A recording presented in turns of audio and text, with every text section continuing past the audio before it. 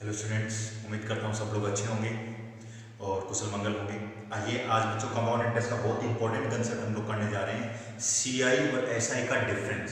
साधारण ब्याज हमने पढ़ा नहीं, बट साधारण ब्याज के बारे में इतना तो पता ही है हमें कि साधारण ब्याज क्या होता है, जो सिर्फ मूलधन पे लगता है, हर वर्ष के लिए बराबर होता है, इजी होता है। और सबसे पहले जब हमने कंपाउंड इंटरेस्ट पढ़ना शुरू किया था तो सबसे पहले बेसिक कंसेप्ट हमने यही लिखा था कि सीआई और एसआई का कैसे डिफरेंस आता है। तो वही आज का कंसेप्ट का मुद्दे वाला कि चक्रवर्ती ब्याज और साधारण ब्याज का अंतर अगर दे रखा तो देखो ये सवाल है आपके सामने, समझते हैं पहले। मूलधन निकालना, दर दे रखी है, समय दे रखा है, चक्रवर्ती ब्याज और साधारण ब्याज का अंतर दे रखा है 27 रुपए का, और आपसे मूलधन पूछा है आपसे, और चक्रवर्ती ब्याज भी निकालना आप निकाल सकते हो। देखो अब देखो इस चीज को कैसे करेंगे, दो तरीके से कर सकते हैं सवाल, दो तीन तरीके तो तीन चार है। अब मैं आपको सिखाता हूँ। मान लो मैं मूलधन 100 रुपये मान लेता हूँ, कितने रुपए मान लिया मैंने, 100 रुपये। आप 2 साल, अब 100 रुपए पर कितना परसेंट ब्याज है, 15%। कितना परसेंट है, 15%। तो 100 का 15% कितना होता है, मुझे एक बात बताओ, 15 रुपये होता है। 100 का 15% कितना होता है, 15 रुपये होता है कि नहीं होता है, होता है 15। अब अगर 15 रुपये हो गया तो मुझे एक बात बताओ, यहाँ पर मैं लिख रहा हूँ साधारण ब्याज और इधर लिख रहा हूँ मैं चक्रवर्ती ब्याज, है ना। साधारण ब्याज लगा 15, और साधारण ब्याज का हर वर्ष के लिए बराबर होता है तो 15 लगेगा, क्योंकि हर वर्ष के लिए समान है, हर वर्ष के लिए साधारण ब्याज समान है। तो 15 और 15 कितना हो जाएगा, 30 हो जाएगा, हो जाएगा। चक्रवर्ती ब्याज कितना हो जाएगा, 15 मूलधन पे लगता ही है, यहाँ पे भी लगता ही, आपको याद है मैंने निकालने का तरीका आपको समझाया। और फिर 15 का भी कितना परसेंट, 15%। 15 का भी कितना परसेंट, 15%। तो 15 का 15% कितना होता है, 15 का 15% कितना होता है, ये हो जाएगा 2.25, 225 होता है, 0.2 आ गया, तो 2.25 हो जाएगा। हाँ या ना, 2.25 हो गया, यस और नो। तो इसका मतलब आपका ये टोटल कितना आ जाएगा, 32.25 आ जाएगा, 32.25 आ जाएगा नहीं आ जाएगा। तो अब मुझे बताओ क्लियर हुआ कि नहीं हुआ कि भाई साधारण ब्याज में क्या 15 और 15 लिखा गया, और चक्रवर्ती ब्याज में 15 15 और 15 का भी 15% कितना हो गया, 15 का भी 15% कितना हो गया, 2.25, तो 32.25। तो अंतर कितने का आ रहा है यहाँ पर, 2.25 का अंतर आ रहा है। कितने का अंतर आ रहा है, 2.25 का अंतर आ रहा है, 2.25 का अंतर आ रहा है। तो यहाँ पर मैं लिखता हूँ 2.25 का अंतर है किसका, साधारण ब्याज और चक्रवर्ती ब्याज का। और वैसे अंतर कितने रुपए का है, 27 रुपए। कितने रुपए का है, 27 रुपए का। 2.25 बराबर हो गया किसके, 27 के बराबर हो गया। तो एक कितने के बराबर हो गया, 27 बटे 2.25 हो गया। और एक पॉइंट लगाएगा तो ऊपर 27 आ जाएगा, है ना। और अब इसको किससे काट देता हूं मैं, 25 से कट जाएगा, 25 से कट जाएगा कितना, 27 × 4, है ना। 25 27 × 4 25 100, और ये 25 × 225, और ये 9 3 27। तो एक बराबर कितना आ गया, 4 की 12। एक भाग कितने के बराबर आ गए, 12 के बराबर। एक भाग कितने के बराबर है, 12 के बराबर है। आया कि नहीं आया, 12 के बराबर। और एक भाग 12 के बराबर है, तो मूलधन आपने कितना माना हुआ है, 100 रुपए माना हुआ है। मूलधन कितने रुपए माना हुआ है, 100 रुपए। तो 100 गुणा 100 गुणा या एमपी कर देता हूँ, 100 गुणा 12। तो 100 गुणा 12 कितना हो जाएगा, 1200 रुपए हो जाएगा। कितने रुपए हो जाएगा, 1200 रुपए हो जाएगा। हो जाएगा नहीं हो जाएगा। मैंने क्या बोला बेटा, पहले सबसे पहले आपको दर दे रखी थी 15%, दोबारा देख लो 2 साल का था चक्रवर्ती ब्याज और साधारण ब्याज का अंतर 27 रुपए था। तो 100 का 15 आपने 100 रुपए माना, 100 का 15% 15 होता है, पता ही है हमें। तो 15 लिखा, और चक्रवर्ती ब्याज 15 और 15 का भी 15% कितना, 2.25 होता है, ठीक है। तो 2.25 अंतर 32 पॉइंट, यहाँ 32.25 हुआ, ये 30 हुआ, तो अंतर कितने का है, 2.25। और यहाँ पे 2.25 का अंतर है, यहाँ पे अंतर कितने का, वैसे अंतर है कितने का, 27 का। तो 2.25 27 के बराबर, तो 1 बराबर 12, और 1 भाग 12 के बराबर। तो मूलधन कितना माना आपने, 100, तो 100 गुणा 12 कितना हो गया आपका, 1200 रुपए। यस और नो। ये एक ट्रेडिशनल तरीका हो गया जिस तरीके से हम लोग साधारण ब्याज और चक्रवर्ती ब्याज का अंतर देंगे।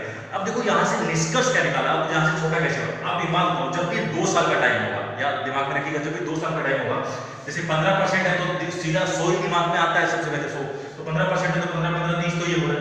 इसमें भी 15 15, तो ये तो लगेगा ही लगेगा ब्याज। तो अंतर किसकी वजह से आया, अंतर आया इस मूलधन पर लगे ब्याज के ब्याज पर। इस 15 का 15% हर बार 2 साल का जब भी बनेगा तो मूलधन पर ब्याज तो चक्रवर्ती में भी, साधारण ब्याज में भी लगता है और चक्रवर्ती ब्याज में भी लगता है। तो जैसे 15 15 यहाँ पर भी लगा, 15 15 यहाँ पर भी लगा। तो अंतर कौन सा वाला आया, जो ब्याज पर क्या बन रहा है, ब्याज बन रहा है, जो ब्याज पर क्या बन रहा है, ब्याज बन रहा है। तो 15 का भी 15%। तो अगली बार ये सारी चीज लिखने की जरूरत नहीं है। अगली बार मैं क्या करूंगा, मुझे पता चला, जैसे पता चला 15% है तो 15% है, तो 15 का भी 15%। सीधा मैं अंतर कितना लिखूंगा, 2.25, क्योंकि मुझे पता है 15 15 30 और 15 15 30 तो आपस में क्या हो जाएगा, आपस में कट ही जाएगा आपका, ठीक है। तो यहाँ पर सीधा मैं क्या लिखूंगा, यार 2.25 का अंतर है। यहाँ पे 20% होता तो 20 का भी 20% मतलब 4 हो जाता है सीधा अंतर। ये अंतर कितने का हो जाता है? 4 हो जाता है। मतलब ये सारी चीजें कुछ भी लिखने की जरूरत नहीं, समझो। फिर से देखो बेटा मैंने क्या कहा, मैंने कहा जो साधारण ब्याज और चक्रवृद्धि ब्याज में 2 साल में जो अंतर आता है वो 2 साल में अंतर कौन सा वाला आता है, जो ब्याज पर भी क्या लगता है ब्याज, क्योंकि मूलधन पर जो ब्याज लगता है वो तो 2 साल के लिए साधारण ब्याज में भी उतना ही लगेगा, चक्रवृद्धि में भी उतना ही लगेगा। जैसे कि आप देख पा रहे हैं 15 यहाँ पे भी लगा, 15 यहाँ पे भी लगा। तो अंतर कौन सा वाला आया, जो 15 का भी 15%, मतलब यही तो अंतर आ रहा है 2.25 जो आ रहा है अंतर, यही तो आपका अंतर है। तो जो ब्याज पर भी ब्याज लगता है वही 2 साल के लिए अंतर होता है। तो अगली बार ये सीधा आप ये लिख सकते हो कि 15 का भी 15%, हाँ या ना। देखो कर्मागत होता है बच्चे कंपाउंड इंटरेस्ट, तो कर्मागत होता है तो कर्मागत मतलब सक्सेसिव परसेंटेज का कंसेप्ट इसमें भी आ जाता है, क्योंकि जो कंपाउंड इंटरेस्ट होता है वो सक्सेसिव परसेंटेज वाला कंसेप्ट भी देता है। तो 15% का रेट है, 15% है तो 15% प्लस 15%, मैं डायरेक्ट लिखने सिखा रहा हूँ इस चीज को आप लोगों को इसमें। तो 15 गुणा 15/100, तो यही चीज जो यहाँ पे निकाले ना आपने 32.5, तो 30 15 225 हो जाएगा, 30 प्लस 2.25, तो ये कितना आ जाएगा 32.25%। ये आपका क्या आ जाएगा, आपका ये आपका इंटरेस्ट बन जाएगा 32.25%, 32.25% आपका इंटरेस्ट बन जाएगा। ठीक है, तो मेरा कहने का मकसद इतना सा ही है कि यहाँ से हमने क्या सीखा, मतलब ये सक्सेसिव परसेंटेज है, और यहीं पर अगर सिंपल इंटरेस्ट होगा तो वो सिर्फ होगा x% प्लस y%, तो मतलब 15% प्लस 15%, मतलब वही चीज सक्सेसिव के फॉर्म में मैं आपको लिखना सिखा रहा हूं। तो 15 प्लस 15 कितना हो जाएगा आपका 30%, और ये 30% और ये 32.25, और यहाँ से भी अंदर कितने का आ रहा है 2.25% का आ रहा है, हाँ यहाँ 2.25% का आ रहा है, 2.25% का। तो ये मैं यहाँ पर लिखा मैंने कंपाउंड इंटरेस्ट के बारे में, कर्मागत में x plus y plus xy/100 और x% प्लस y%, तो 15% प्लस 15% बराबर कितना हो गया आपका 30%। तो ये 32.25 बन रहा है, ये 30% बन रहा है, तो अंतर कितने का आया 2.25 का, और 2.25 का वैसे अंतर कितने का है 27 का, तो 27 बराबर 2.25, तो ये 1 बराबर 1200 गुणा 1200, आगे यही हो जाएगा। मतलब ये चीज जो हमने इस तरीके से सोल्व करी है ये सक्सेसिव परसेंटेज के कंसेप्ट से भी सोल्व हो सकती है, लेकिन मुद्दे वाली बात हमें जो समझने वाली है इसमें, जो चीज मेन मुद्दे वाली है वो ये है कि जब भी आपको डिफरेंस दे रखा है, टाइम 2 साल का पीरियड है ना, कुछ लोग इसका फॉर्मूला भी याद करवाते हैं, लेकिन मैं फॉर्मूला तो हमने स्कूल में एक्चुअली नहीं यूज किया, तो नया फॉर्मूला क्यों बनाऊंगा मैं, हम तो वही फॉर्मूला याद नहीं कर रहे हैं, amount equals to principal into 1 plus r/100, तो इस चीज का फॉर्मूला नहीं बनवा रहा, मैं आपको सीधा सा कंसेप्ट बता रहा हूं कि ये जो डिफरेंस है वो किसका डिफरेंस है, इसके इंटरेस्ट का भी इंटरेस्ट। मुद्दे वाली बात ये है कि 15 का भी 15%, यहाँ पे 25 होगा तो 25 का भी 25%। अब बेटा मैं इसकी एक टेबल भी बना दूंगा तो डायरेक्ट आप डिफरेंस लिख पाओगे। तो आप देखते हैं, ये तो क्लियर हो गया, आइए नेक्स्ट क्वेश्चन पे चलते हैं बेटा। देखिए बेटा, अब वही कंसेप्ट है, प्रिंसिपल निकालना, रेट दे रखा है, टाइम दे रखा है, CI माइनस SI दे रखा है। तो एक तो ये है कि आप लोग 100 मान सकते हो, ठीक है, प्रिंसिपल आपने 100 माना और 100 मान करके निकाल सकते हो कि भाई 100 का 12% कितना 12, और 12 साधारण ब्याज 100 का 12% 12 होता है, और चक्रवर्ती ब्याज कितना 12 है ना, और 12 का भी 12%, और 12 का भी 12% कितना होता है, 12 का भी 12% हो जाएगा 144, तो 1.44 हो जाएगा, है ना, तो 1.44।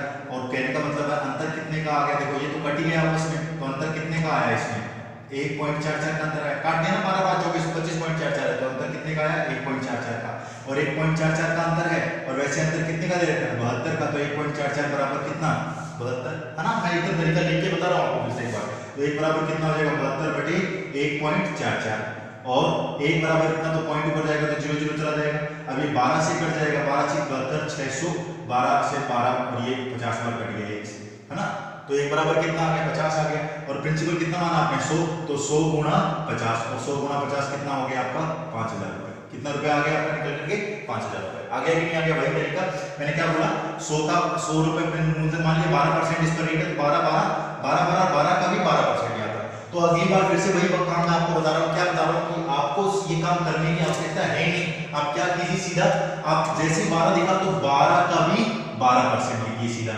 ये आपका अंतर है, मतलब अंतर कितने का है 1.44। क्वेश्चन इतना ही लिखना है, ये कुछ भी लिखने की आवश्यकता आपको नहीं है, सिर्फ 1.44 लिखना है, और 1.44 बराबर कितना हो जाएगा आपका 72 रुपए, क्योंकि अंतर 72 के बराबर है, और 1 बराबर कितना आएगा 72/1.44, और 1 बराबर कितना आ गया, तो 100 बराबर कितना होगा, तो 72/1.44 गुणा 100। मतलब ये इतनी सी कहानी हमें रखनी है, एक सब कुछ लिखने की आवश्यकता नहीं है, क्योंकि हमने देखो 2 साल में यही देखा है कि जो अंतर का अंतर होता है वही आपका सीधा सीधा क्या होता है, सॉरी अंतर का नहीं, ब्याज का ऊपर जो ब्याज होता है वही आपका अंतर होता है किसका, साधारण ब्याज और चक्रवर्ती ब्याज का। हाँ या ना, वही चीज हमने सीखी है और वही मुद्दे वाली बात भी है, आपको वही चीज दिमाग में भी रखना है कि जो ब्याज का भी ब्याज होता है वही आपका अंतर होता है चक्रवर्ती ब्याज और साधारण ब्याज का। तो मैं फिर से बोल रहा हूँ, ये बार-बार ये चीज मैं लिखने वाली से रहा हूँ कि आपको समझ में आए, थोड़ी देर को यूज भी करेंगे। देखो अब आप ख्याल रखने वाली बात ये है कि देखो जब भी मूलधन बराबर है, दर आपकी बराबर है, तो यहाँ पर ब्याज यहाँ पर बराबर है, यहाँ पर ब्याज बराबर है, मूलधन पर जो ब्याज लगेगा वो बराबर ही आएगा। तो जो अंतर किसकी वजह से आएगा, जो ब्याज पर ब्याज लग रहा है। तो सीधा जैसी बात देखोगे तो इसका स्क्वायर कर देंगे, 12 का 12 स्क्वायर, ठीक है, बराबर कितना, जो आपको अंतर दे रखा है, डिफरेंस दे रखा है, ठीक है, उसको कितना हो गया 1.44 और ये 1 बराबर इतना हो गया, तो आपका और ये इसी जिसका जो इसी चीज से अब देखो 100 बराबर कितना हो गया, तो ये इसको बेटा देखो जो हमने यहाँ पे लिखा ना, अब कुछ क्योंकि बुक्स में फॉर्मूला लिखा होता है तो इसलिए मैं आपको बता देता हूँ इस चीज को फॉर्मूला के फॉर्म में कैसे बनाऊंगा। देखो मैं यहाँ पे प्रिंसिपल निकालना है तो यहाँ पे लिख देता हूँ, प्रिंसिपल बराबर मूलधन बराबर आपका क्या हो जाएगा, डिफरेंस, जो ये अंतर है डिफरेंस इनटू 100 अपॉन नीचे r का होल स्क्वायर। इस तरीके से ये फॉर्मूला यूज करते हैं, 2 साल के लिए होता है, 2 साल के लिए फॉर्मूला यूज कर लेते हैं कुछ लोग डायरेक्टली। क्या होता है, प्रिंसिपल मूलधन बराबर डिफरेंस इनटू 100 बाय r का स्क्वायर। ये कहीं नहीं, ये इसी से ये फॉर्मूला निकल के आया, डिफरेंस यहां पर था, r मतलब r का स्क्वायर कितना 12 का स्क्वायर, और ये पॉइंट ऊपर जाएगा, ये जब ये पॉइंट ऊपर जाएगा तो ये 100 का स्क्वायर नहीं होगा, 100 का स्क्वायर हो जाएगा, तो 144 किसका स्क्वायर है 12 का, तो 100 का स्क्वायर बटा 12 का स्क्वायर, तो मतलब प्रिंसिपल बराबर डिफरेंस इनटू 100 बाय r का स्क्वायर। ये आप फॉर्मूला यूज कर सकते हो कितनी साल के लिए, 2 साल के लिए आप ये डायरेक्ट फॉर्मूला भी यूज कर सकते हो आप लोग चाहो तो, ठीक है, कि इस तरीके से फॉर्मूला, लेकिन फिर 3 साल के लिए बदल जाएगा, इसीलिए कंसेप्ट जाना बहुत इंपॉर्टेंट है कि कंसेप्ट ये बन के कैसे आया। अब देखिए बेटा एकदम वैसा ही क्वेश्चन मैं आप लोगों के लिए लेके आया हूं कि मूलधन निकालना है, दर दे रखा है, टाइम दे रखा है, CI माइनस SI दे रखा है 400 रुपए, ठीक है। तो अब देखो बेटा, अब 20% है तो मैं एक बार तो आपको अपना फॉर्मूला वाला तरीका जो अभी सिखाया था वो बताया था कि प्रिंसिपल बराबर क्या फॉर्मूला था, डिफरेंस इनटू 100 बाय r का होल स्क्वायर, ये फॉर्मूला बताया था मैंने। तो डिफरेंस कितने का आपका 400 रुपए का, इनटू 100 इनटू 100 स्क्वायर मतलब 100 इनटू 100 हो गया, और नीचे 20 गुणा 20 हो गया, है ना, 20 गुणा 20, और 20 गुणा 20 400 कट गया, और अब 100 गुणा 100 कितना होता है 10,000 रुपए, तो 10,000 रुपए आपका आगे आंसर आ गया डायरेक्टली, प्रिंसिपल निकल कर गया। हाँ यार, लेकिन तरीका जानना इंपॉर्टेंट है क्योंकि कुछ टाइम में कुछ सवाल आएंगे बेटा जिसमें आपको तरीका इंपॉर्टेंट हो जाएगा ज्यादा। और तरीके में क्या सीखा था हमने कि जब प्रिंसिपल सेम हो, मूलधन बराबर है और दर भी साधारण ब्याज चक्रवृद्धि ब्याज बराबर है, तो जो तरीका होता है वो क्या होता है,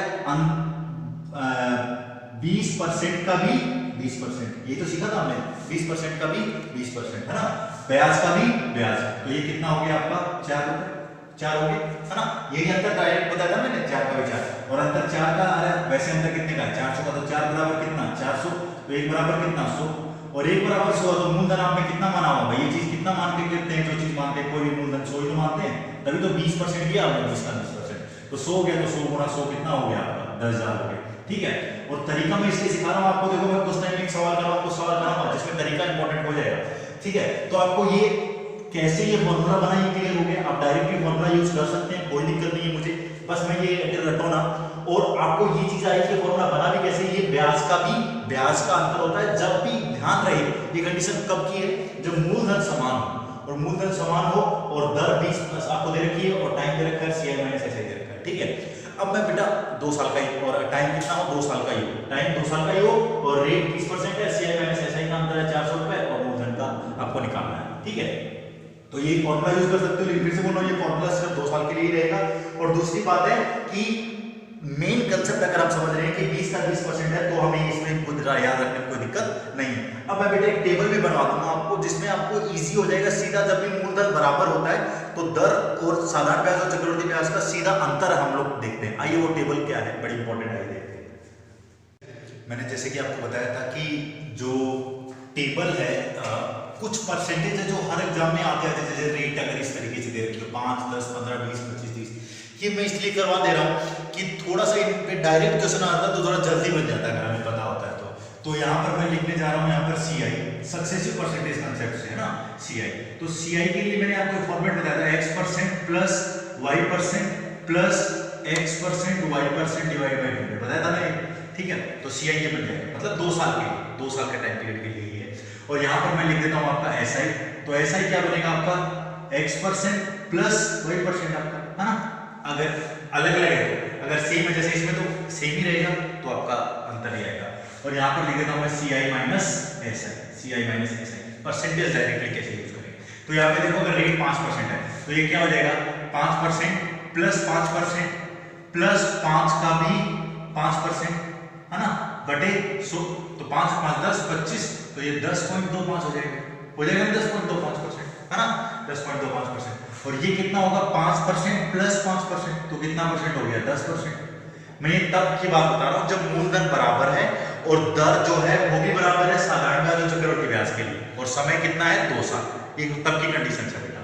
तो डायरेक्ट तो ये 10.25 बना, ये 10 बना, तो अंतर कितने का आया 0.25%।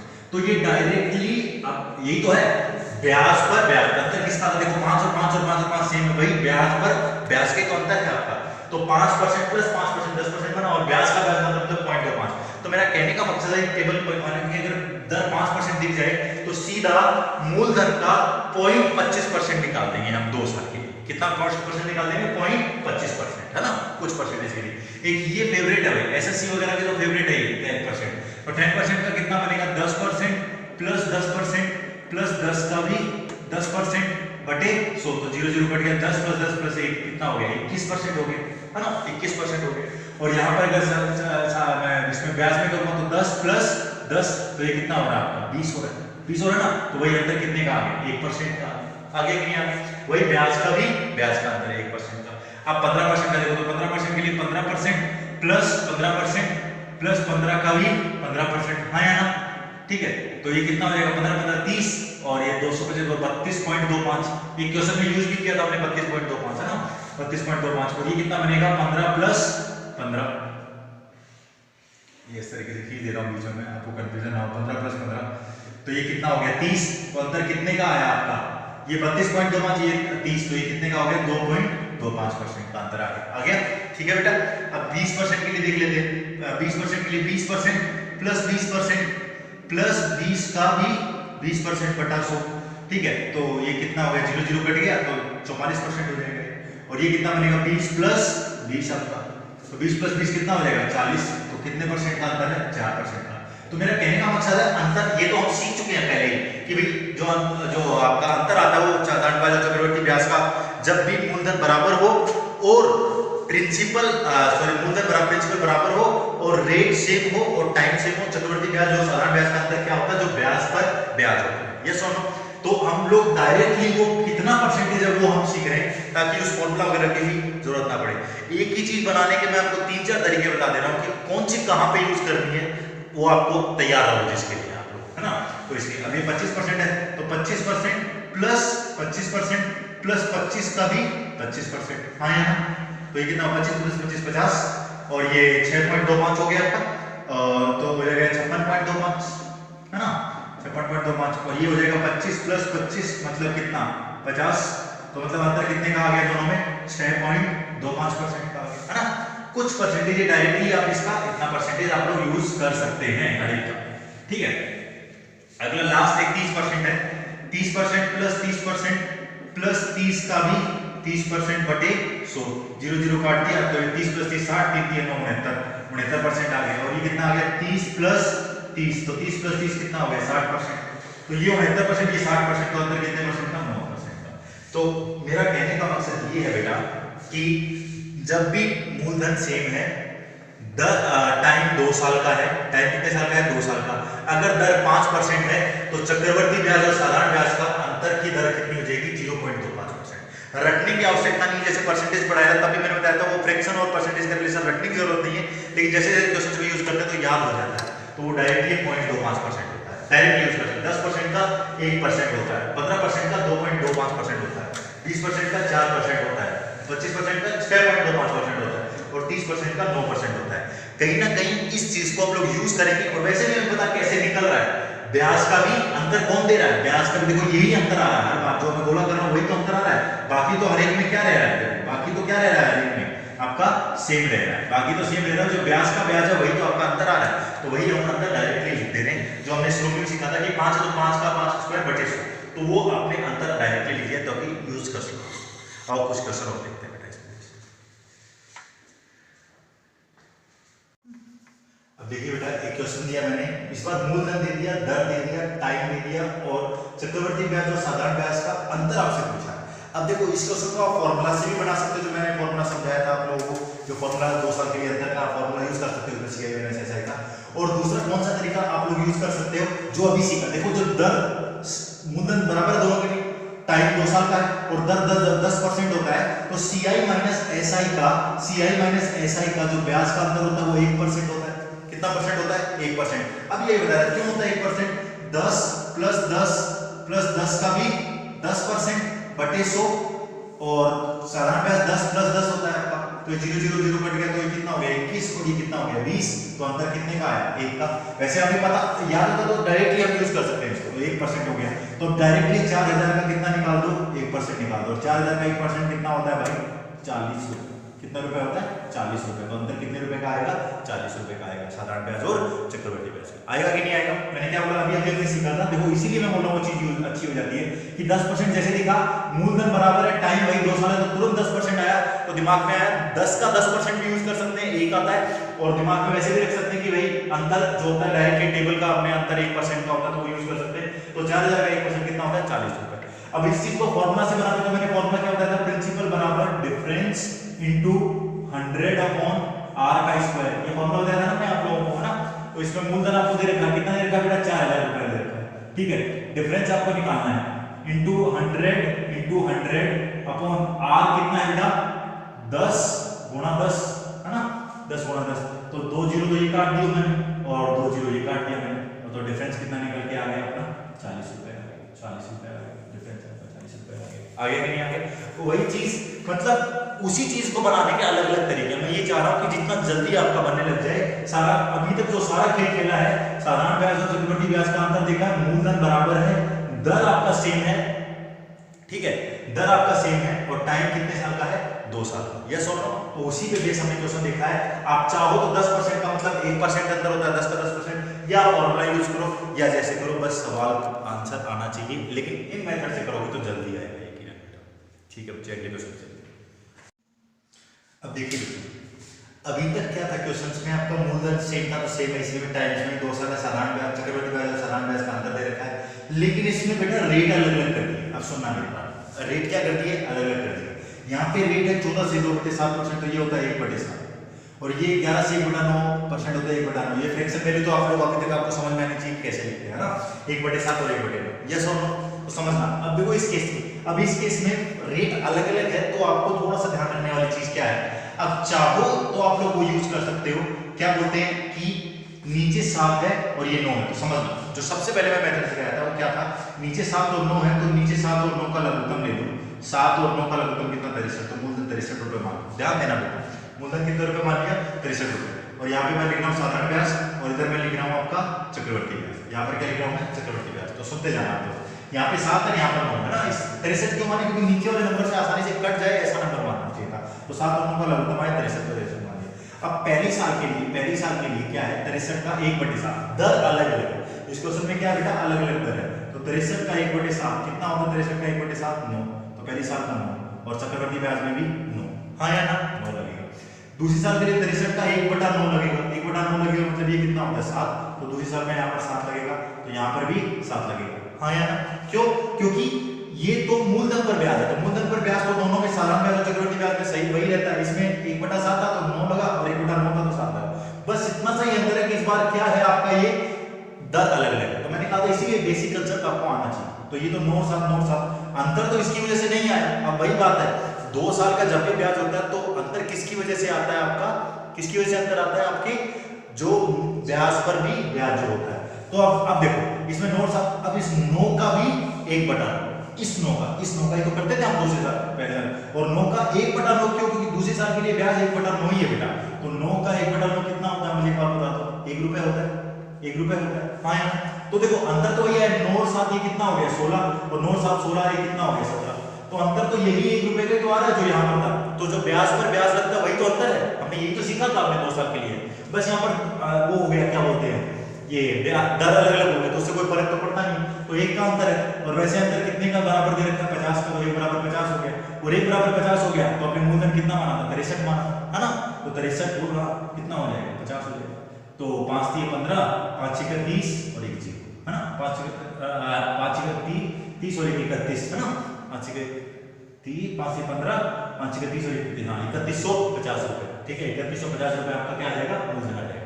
देखो बेटा कुछ भी नहीं था इस क्वेश्चन में, क्या था रेट पहले साल की 1/7 थी, दूसरे साल की 1/9 थी, तो आपने क्या किया 1/7 और 1/9 का आपने मल्टीपल ले लिया, 1/7 और 1/9 का मल्टीपल कितना हो गया 63, तो 63 रुपए मूलधन ले लिया आपने, 63 रुपए मूलधन ले लिया, तो पहले साल उसका क्या लगता है 9 का 63 का 1/7, तो 9 दूसरे साल 63 का 1/9 तो 7, यहाँ पर भी 9 और 7, तो अंतर किसका ब्याज का ब्याज, तो 9 का 1/9, 9 का 1/9 कितना होता है 1, तो अंतर 1 का आया, अंतर 1 बराबर 50, तो 63 गुणा 50 3150 रुपए, तो वही तरीका, बस इसमें रेट अलग होगी तो क्या है कुछ खास अंतर नहीं। आइए बेटा नेक्स्ट क्वेश्चन पे चलते हैं।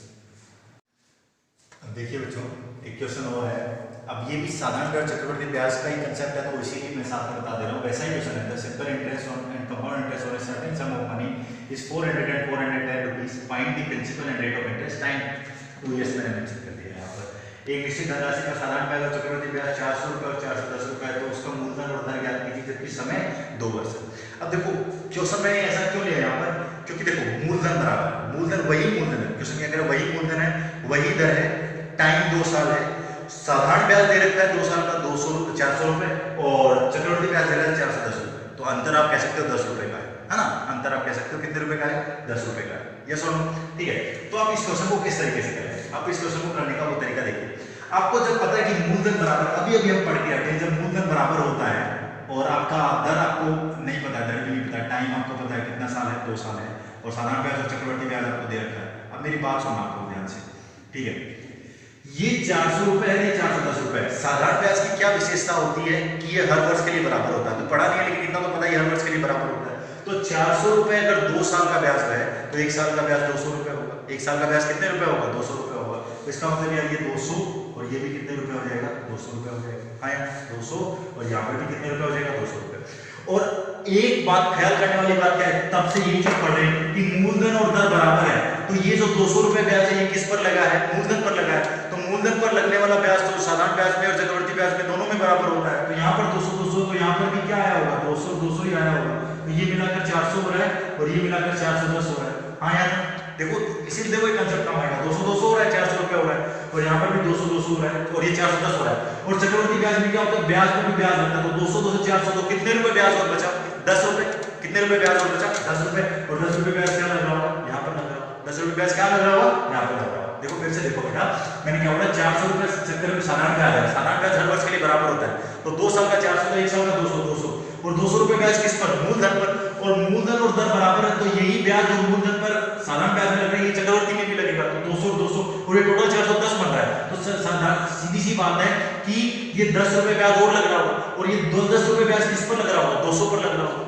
है ना, ब्याज पर ब्याज लगता है ना, ये तो सीखा हमने ब्याज पर ब्याज लगता है, तो इस 200 पर 10%, तो 10 200 का कितना परसेंट है 10 200 का कितना परसेंट है गुणा 100, तो ये 5% कितना परसेंट है 5% है, तो दर कितना परसेंट आ गई 5%। भाई ऐसे तो निकाल देते वही दर पहले हम लोग लेते थे भाई मूलधन पे ब्याज, फिर ब्याज का ब्याज, इस 200 का भी ऐसा भी लिख सकते थे, इस 200 का r% किसके बराबर है 10 के बराबर, ऐसे तो करते थे 200 का r% हम लोग, तो वही बात है 0 0 कट गया 5 आ गया, एक ही बात है, मैंने सारे दर निकाल दिया, तो दर निकल के आ गई यार 5% आ गई, तो पहले क्वेश्चन का आंसर आ गया, हाँ यार ना, तो बहुत इजी बहुत प्यार से वो कांसेप्ट यूज हुआ है, जो लोग बेसिक से सीखे इसीलिए मैंने बेसिक पे बोल किया था कि ये चीज आपको समझ में आनी चाहिए। 400 रुपए 2 साल का, तो 1 साल का 200 200 हो गया, तो आपको दिमाग में आ गया 200 200, तो इस पर 200 200 लगेगा क्योंकि मूलधन और दर तो बराबर है, तो 10 रुपए ब्याज किसका ब्याज पर ब्याज, और ब्याज पर ब्याज का है, तो ब्याज पर ब्याज कितने रुपए है 10 रुपए, और ब्याज पर ब्याज 10 रुपए किस पर 200 पर, तो 10 बटा 200 गुणा 100। अब एक तो ये निकल गया, दूसरी चीज क्या निकालनी है आपको, क्या निकालना है मूलधन भी निकालना है, प्रिंसिपल भी निकालना, तो प्रिंसिपल यार साधारण ब्याज से निकाल हो जाएगा, 1 साल का साधारण ब्याज कितना 200 रुपए, तो मूलधन का कितना परसेंट, दर कितना आया 5% आया ना, तो मूलधन का 5% किसके बराबर कर दूं मैं 200 के बराबर, क्योंकि साधारण ब्याज में तो ये होता है ना मूलधन गुणा दर गुणा समय बटा 100, सूत्र होता है ना ये हमने मूलधन गुणा दर गुणा समय बटा 100, ये आपका ब्याज होता है, पढ़ेंगे हम ये चीज हम लोग साधारण ब्याज में, लेकिन ये फॉर्मूला आपको सीधा पता है, तो मूलधन का 5% किसके बराबर कर दिया 200 के बराबर कर दिया, तो यहाँ से हमने निकाल दिया इसका 5 के 20 40, तो कितना निकल के आ गया 4000 रुपये आ गया, कितना रुपया निकल के आ गया 4000 रुपये आ गया। गया कि नहीं आ गया 4000 रुपये। मूलधन का 5% निकल, टाइम कितना साल ले लिया, 1 साल, और 1 साल का ब्याज कितने रुपए बन रहा है आपका, 200 रुपये बन रहा है। तो मूलधन का 5% किसके बराबर, 200 रुपये बराबर, तो मूलधन कितना रुपया निकल गया आगे, 4000 रुपये। अब अगली बार ये क्वेश्चन दिखेगा तो आपके लिए ये विदिन 10 सेकंड्स होने वाला क्वेश्चन है। जैसे आप देखो 400 रुपये 410 रुपये, तो आपके दिमाग में आएगा 200 हो गया, मतलब 10 रुपये एक्स्ट्रा लग रहा है। 10 रुपये किस पर लग रहा होगा, 200 पर, ब्याज पर ही तो लग रहा है ब्याज। तो 10/200, तो 0 कट गया तो 5% आ गया, मतलब 5% आ गया। मूलधन का 5% कितने के बराबर, 200 रुपये के, क्योंकि 1 साल का ब्याज 200 रुपये, इसीलिए मैंने मूलधन का 5% किसके बराबर कर दिया, 200 रुपये। और 1 साल का ब्याज तो बराबर होता है साधारण चक्रवर्ती ब्याज।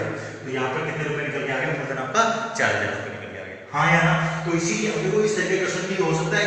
अगर हमें क्या मेथड आता है, ये बेसिक मेथड जो हमने स्टार्टिंग में सीखा था, अगर वो आपको आता है तो आप लोग इस क्वेश्चन को आसानी से बना सकते हैं बेटा। यस और समझ में आया, उम्मीद करता हूँ। तो आपको ये कंसेप्ट अब साधारण ब्याज और चक्रवर्ती ब्याज के अंतर का जो कंसेप्ट है, उम्मीद करता हूँ 3-4 तरीके, मैंने सक्सेसिव परसेंटेज रेट का कंसेप्ट ले लो, चाहे फॉर्मूला लगा लो, मैंने फॉर्मूला बताया था, या अपना बेसिक मेथड से ले लो, कोई ना कोई एक मेथड से जरूर आपको समझ में आएगा। और प्लीज अगर समझ में आता तो प्लीज मुझे बताया कीजिए कैसा लगता है, और कुछ भी इसमें सुधार की गुंजाइश थी क्या। अगर समझ में आया तो बच्चा लाइक करें, सब्सक्राइब करें और पढ़ते रहें बेटा। मेरे लिए तो यही सबसे बड़ी उपलब्धि होगी कि आप लोग मेरे से सीखे कुछ, आप अगर एग्जाम में सिलेक्शन हो पाए या कुछ अच्छा कर पाए, इससे अच्छा कुछ नहीं होगा। तो मिलते हैं बेटा अगली क्लास में, थैंक यू।